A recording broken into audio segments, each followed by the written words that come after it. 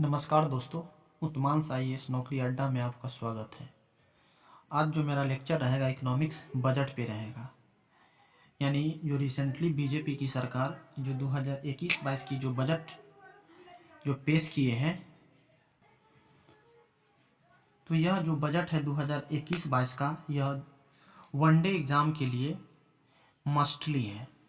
जैसे कि आप कोई किसी भी स्टेट पुलिस की एग्ज़ाम दे रहे हैं, या रेलवे के ग्रुप सी या ग्रुप डी, या फिर आप कोई भी पीसीएस की एग्ज़ाम दे रहे हैं, या डिफेंस लाइन की कोई एग्ज़ाम दे रहे हैं, तो उसमें जो करंट अफेयर जो पूछा जाता है वह इस बजट से रहेगा ही रहेगा। 2021-22 का जो बजट है इससे रहेगा। तो इसमें जो मेजर पॉइंट मैं आपको बताऊंगा, इससे पहले बजट क्या होता है, बजट का इतिहास सब मैं आपको इससे पहले वाला जो लेक्चर है मैं उसमें आपको मेंशन कर चुका हूँ।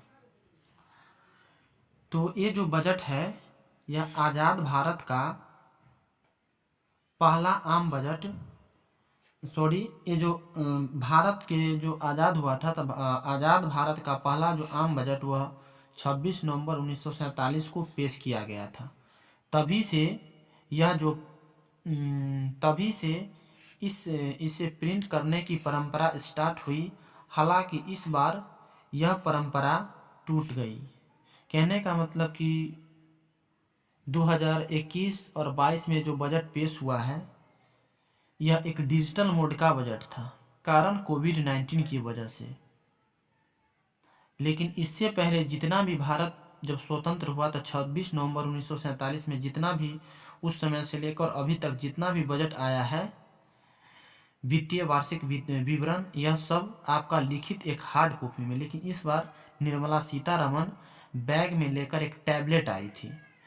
कोविड-19 के कारण सरकार ने वर्ष 2021-22 को कागज पर प्रिंटिंग नहीं किया, मतलब कि बजट को कागज पर नहीं लिखाया गया, मतलब हार्ड कॉपी पे।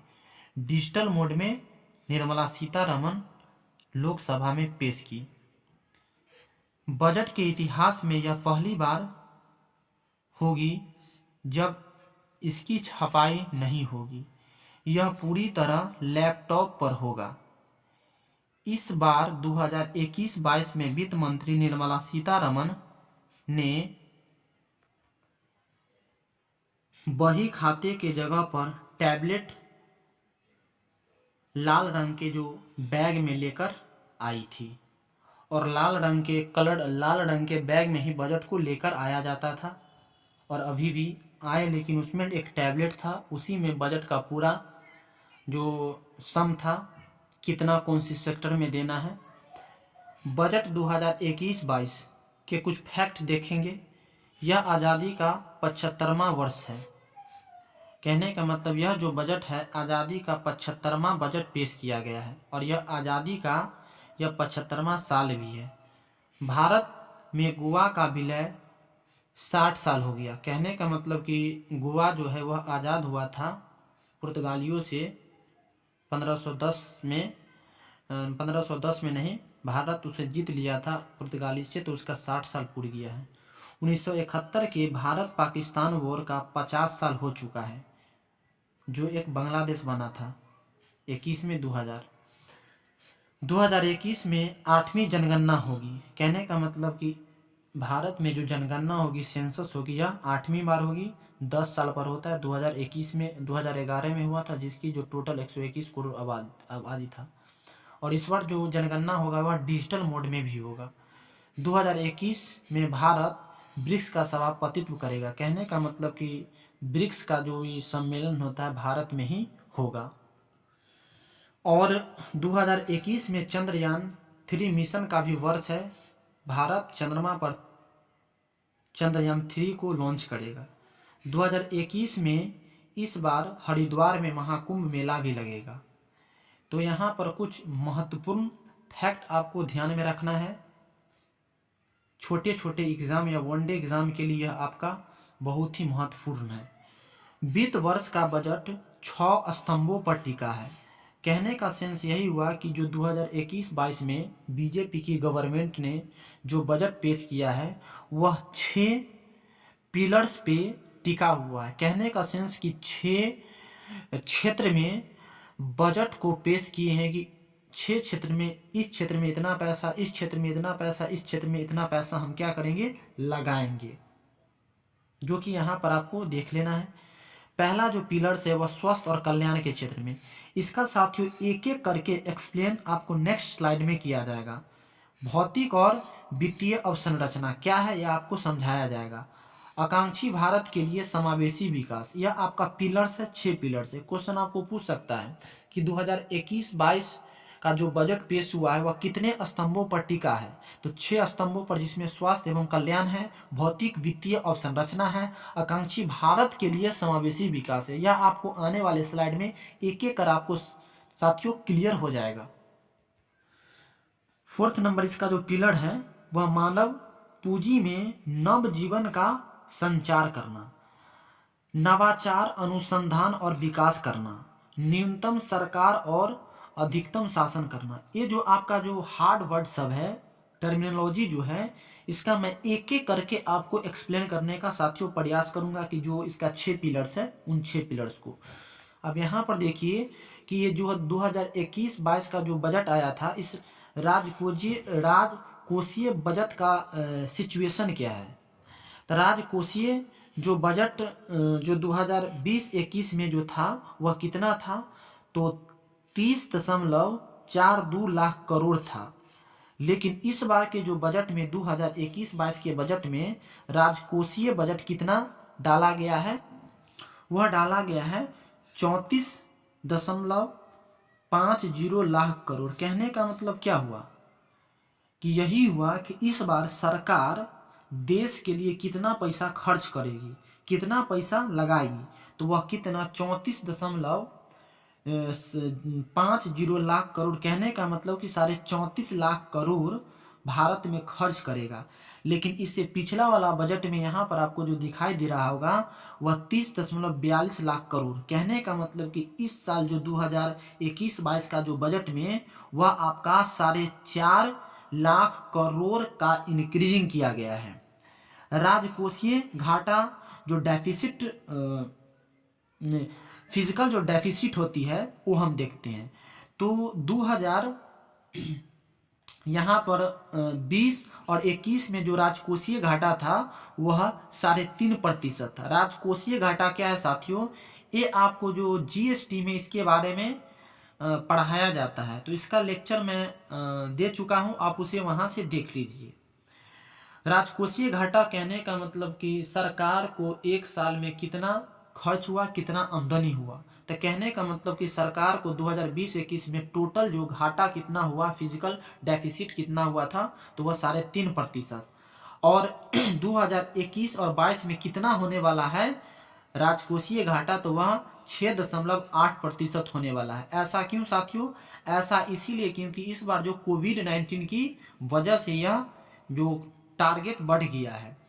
2019-20 में राजकोषीय घाटा कितना था, तो 3.8% था, जो कि 2020-21 में घटकर 3.03% घाटा था। और इस बार फिर क्या हो गया कि भारत का जो घाटा वह ज़्यादा आया है, क्योंकि कोविड-19 की वजह से सारा मार्केट बंद रहा, विदेशों से व्यापार नहीं हो रहा था।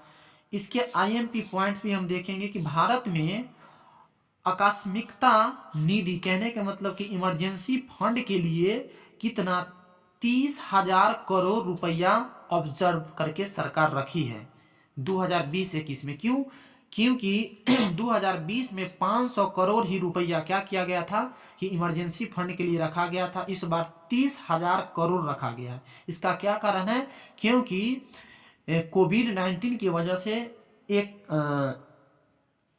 अभी आपको जो दिखाई दे रहा होगा महामारी, जो कोरोना कोविड-19 की जो महामारी आया है, एपिडेमिक पूरे संसार में छा गया है, तो जिसके कारण क्या हुआ है कि लोगों को बहुत सारा समस्या का सामना विशेष रूप से मजदूर को करना पड़ा। तो सरकार ने सोचा कि इसमें 60 गुना हम वृद्धि कर दें, तो 500 से 30,000 करोड़ इमरजेंसी फंड के लिए रखा गया है कि यदि बाढ़ आए या कोई बहुत बड़ा पेंडेमिक आए तो उससे हमको निजात पाने के लिए कुछ पैसा एक्स्ट्रा होनी चाहिए। तो 30,000 करोड़ सरकार ने क्या एडवांस रख लिया है। तो ये बात आपको समझ में आया।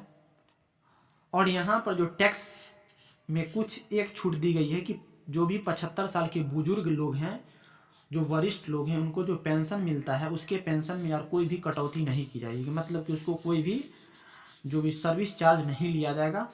ये एक बहुत बड़ा चेंजिंग हुई है टैक्स के रूप में। इसके अलावा यथावत वैसा ही टैक्स जो पहले सरकार ने जीएसटी में लगाया था वैसा ही है। सिर्फ यह 75 साल के वरिष्ठ नागरिकों को यह आय में छूट दिया गया है। कहने का मतलब उसको जो पेंशन मिलता है उसमें से 1 रुपया भी सरकार नहीं लेगी।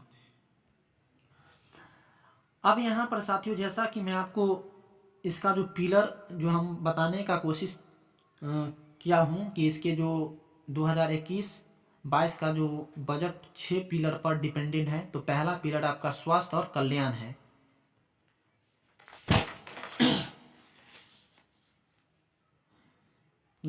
स्क्रीन में भी आप देख रहे हैं, ये सब यहाँ देखिए कि 6 पिलर्स हैं। तो यहाँ पर यही 6 पिलर्स में से पहला पिलर्स को हम एक्सप्लेन करने का कोशिश कर रहा हूँ। तो 2020-21 की तुलना में इस वर्ष 137% की बढ़ोतरी हुई है। किसमें? तो स्वास्थ्य और कल्याण, मतलब कि हेल्थ और वेलफेयर के क्षेत्र में सरकार ने 137% की पैसा में बढ़ोतरी की गई। कहने का मतलब कि स्वास्थ्य और कल्याण के क्षेत्र में सरकार ने 137% पैसा को इंक्रीज किया गया है। कहने का मतलब 2020-21 में इतना जो आपका 94,952 करोड़ रुपया दिया गया था, जबकि इस बार आपका जो वह 22,38,46 करोड़ रुपया इस बार दिया गया है, जो कि 37% इंक्रीजिंग किया गया है। तो क्वेश्चन आपसे पूछा जा सकता है कि स्वास्थ्य और कल्याण के क्षेत्र में कितना प्रतिशत मनी का इंक्रीजिंग किया गया है? तो 137%। और कितना दिया गया है? तो आपका 22 करोड़ 3846 करोड़ रुपया दिया गया है। नहीं यहाँ साथियों, यहाँ जो है 2,23,846 करोड़ पैसा दिया गया है स्वास्थ्य और कल्याण के क्षेत्र में, हेल्थ और वेलफेयर के क्षेत्र में। पीएम आत्मनिर्भर स्वास्थ्य भारत योजना जो 64,180 करोड़ रुपया दिया गया है का परित्यय के साथ दिया गया है 6 वर्ष के लिए। कहने का मतलब कि पीएम आत्मनिर्भर स्वास्थ्य, हर व्यक्ति को एक बेटर स्वास्थ्य चाहिए, तो इसके लिए कितना इतना पैसा दिया गया है, लॉन्च किया जाएगा। इसके लिए जो यहाँ पर इतना पैसा जो 64,180 करोड़ जो है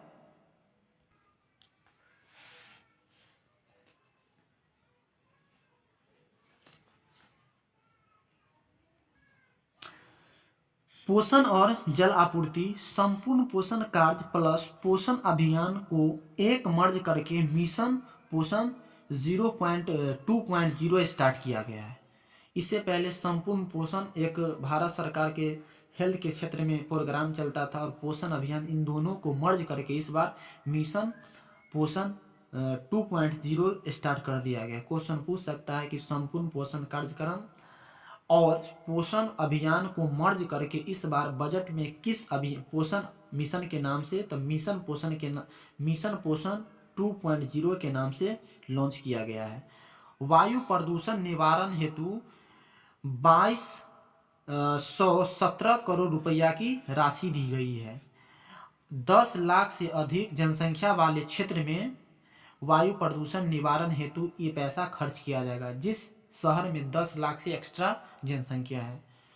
उसके बाद यहाँ पर स्वैच्छिक वाहन स्क्रैपिंग नीति, ये क्या है? व्यक्तिगत 20 वर्ष और वाणिज्य 15 वर्ष। इसका क्या मतलब हुआ? फॉर एग्जाम्पल, यदि हमारे पास कोई कार 4 चक्का जो गाड़ी होती है 20 साल हो चुका है, तो उसे क्या करना पड़ेगा? बेचना पड़ेगा। सरकार उसको रिसाइकलिंग करेगी, उससे पॉल्यूशन नहीं होगा। और वाणिज्य कहने का मतलब कि जो भी माल ढोने वाला गाड़ी है, ट्रक है, 20-15 साल हो चुकी है, तो उसको बेचना पड़ेगा।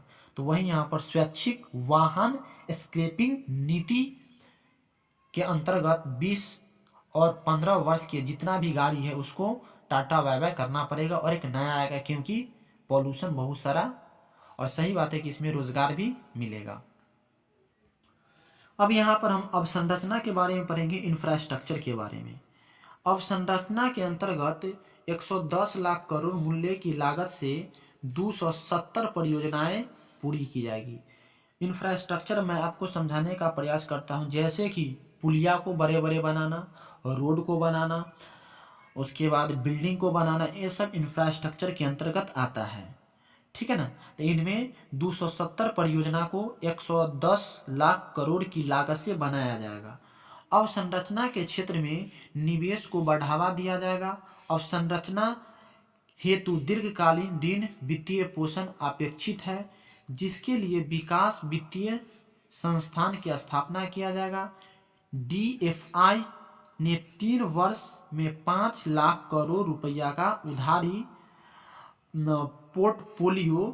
पोर्टफोलियो का लक्ष्य निर्धारित किया है।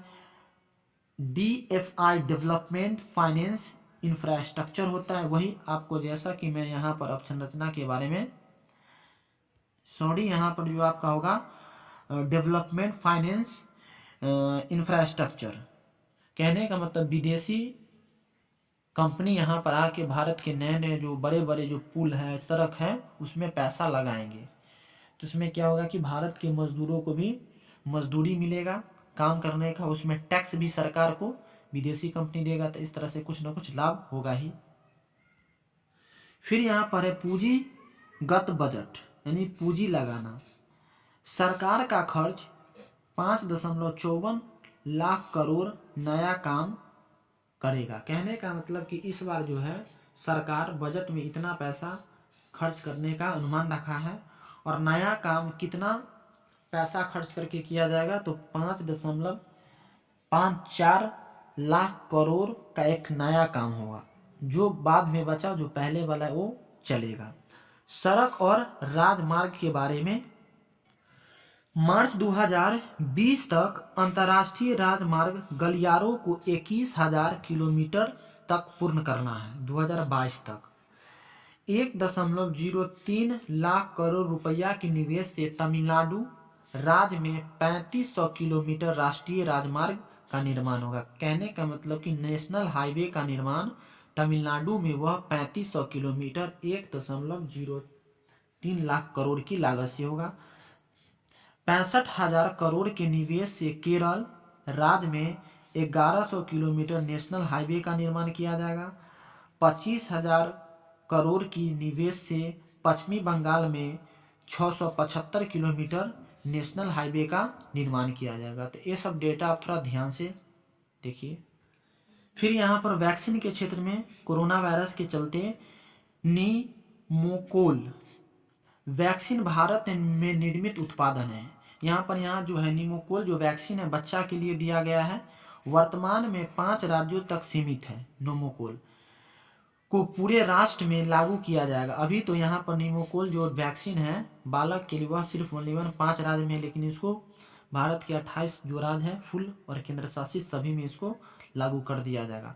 प्रति वर्ष 50,000 से अधिक बालक डेथ को रोकना है, जो मर जाते हैं, इसीलिए यहाँ पर नीमोकोल वैक्सीन लाया गया है। कोविड-19 के लिए 35,000 करोड़ इस बार दिया गया है। तो ये आपको ध्यान में रखने वाली बात है कि कोविड-19 के लिए सरकार ने कितना बजट को दिया गया है, तो 35,000 करोड़ की बजट दिया है। निर्मला सीतारमन में पार्लियामेंट में बोली, आवश्यकता पड़ने पर इस बजट को, इस राशि को और बढ़ाया जा सकता है। PLA के बारे में हम देखते हैं। PLA स्कीम उत्पादन में बड़ी प्रोत्साहन योजना है। भारत में 5 ट्रिलियन अमेरिकी डॉलर अर्थव्यवस्था के लिए आने वाले 5 वर्षों में इस स्कीम के माध्यम से, कौन सी, तो PLI स्कीम के माध्यम से 101.97 लाख करोड़ की व्यवस्था की गई है। PLI production linked incentive scheme होता है। और इसमें कितना सेक्टर को रखा गया है, तो 13 सेक्टर को रखा गया है PLI में। अमेरिका के डॉलर के हिसाब से पैसा इसमें खर्च किया जाएगा। फिर यहाँ पर है आपका टेक्सटाइल मित्रा स्कीम भी चालू किया गया। टेक्सटाइल का मतलब होता है बुनाई। तो टेक्सटाइल मित्रा स्कीम के अंतर्गत आने वाले 3 वर्षों के अवधि में 7 टेक्सटाइल योजना पार्क स्थापित किया जाएगा। मतलब कि ऐसा फैक्ट्री लगाया जाएगा कपड़ा बुनाई करने वाला 7, जिसमें मजदूरों को वहाँ पर काम धाम मिले और सरकार को टैक्स के रूप में उस कंपनी के से कुछ पैसा मिले। निर्यात में वैश्विक चैंपियन बनने के लिए प्लग और प्ले सुविधाओं के साथ विश्व स्तरीय और संरचना का विकास होगा। यह सरकार ने इस बजट में अपना बात रखा है। और टेक्सटाइल पार्क की स्थापना कितना किया जाएगा, तो 7 किया जाएगा। तो यहाँ पर इस प्रकार से यह लेक्चर समाप्त होता है। तो फिर साथियों एक नए वीडियो के साथ मिलता है।